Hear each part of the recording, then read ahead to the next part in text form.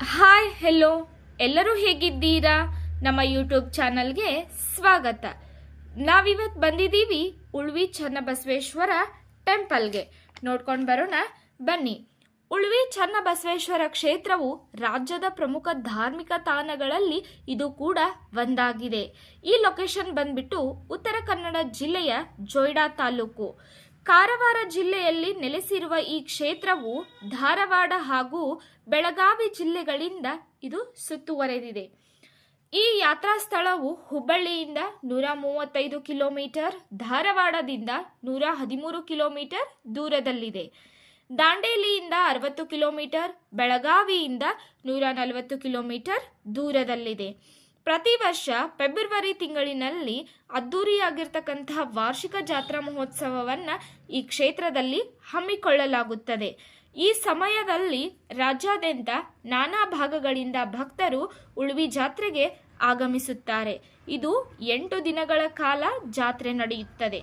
ಇಲ್ಲಿ ಜನಸಾಗರವೇ ಹರಿದು ಬರುತ್ತದೆ.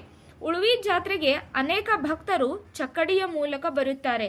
ಇನ್ನು ಕೆಲವರು ಪಾದಯಾತ್ರೆಗಳ ಮೂಲಕ ಬರುತ್ತಾರೆ. ಇನ್ನು ಈ ಸ್ಥಳದ ಇತಿಹಾಸವನ್ನ ನೋಡಬೇಕಾದ್ರೆ, ಬಸವಣ್ಣನವರ ಅಳಿಯರಾಗಿರ್ತಕ್ಕಂಥ ಚನ್ನಬಸವಣ್ಣನವರು ಅಕ್ಕ ನಾಗಲಾಂಬಿಕೆ ಹಾಗೂ ಇತರ ಶರಣರ ದಂಡನ್ನ ಕಟ್ಟಿಕೊಂಡು ಸುರಕ್ಷಿತ ಜಾಗವನ್ನ ಹುಡುಕಿ ಹೊರಟು ಶರಣರು ರಚಿಸಿರ್ತಕ್ಕಂಥ ವಚನ ಸಾಹಿತ್ಯದ ಗಂಟುಗಳು ಶರಣರ ಹೆಗಲ ಮೇಲಿದ್ದವು.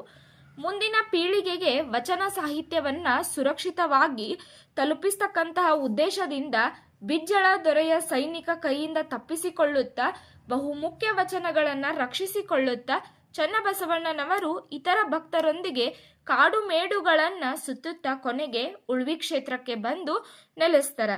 ಅಷ್ಟೇ ಅಲ್ಲದೆ ಇಲ್ಲಿ ಬೆಳ್ಳಿ ರಥ ಕೂಡ ಇದೆ.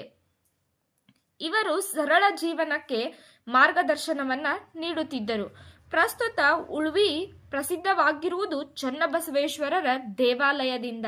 ಅಷ್ಟೇ ಅಲ್ಲದೆ ಇಲ್ಲಿ ಹಸಿದು ಬಂದಂತಹ ಭಕ್ತರಿಗೆ ಪ್ರತಿದಿನ ಪ್ರಸಾದದ ವ್ಯವಸ್ಥೆ ಇರುತ್ತದೆ.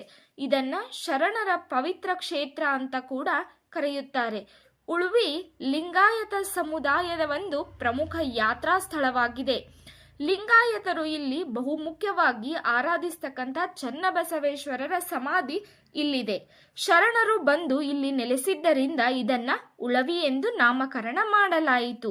ಇಲ್ಲಿ ವೀರಭದ್ರ ದೇವಾಲಯ, ಪಂಚಲಿಂಗೇಶ್ವರ ಗುಹೆ, ಅಕ್ಕ ನಾಗಮ್ಮನ ಗುಹೆ, ರುದ್ರಾಕ್ಷಿ ಮಂಟಪ, ಬಸವಣ್ಣನ ದೇವಾಲಯ, ಹರಳಯ್ಯನವರ ಚಿಲುಮೆ, ಹೀಗೆ ಮುಂತಾದವು ನಾವು ಉಳ್ವಿಯಲ್ಲಿ ನೋಡಬಹುದು. ಪ್ರವಾಸಿಗರಿಗೆ ಹಾಗೂ ಭಕ್ತಾದಿಗಳಿಗೆ ಉಳಿದುಕೊಳ್ಳಲು ಉಳ್ವಿಯಲ್ಲಿ ಹಲವಾರು ವಸತಿ ಗೃಹಗಳಿವೆ.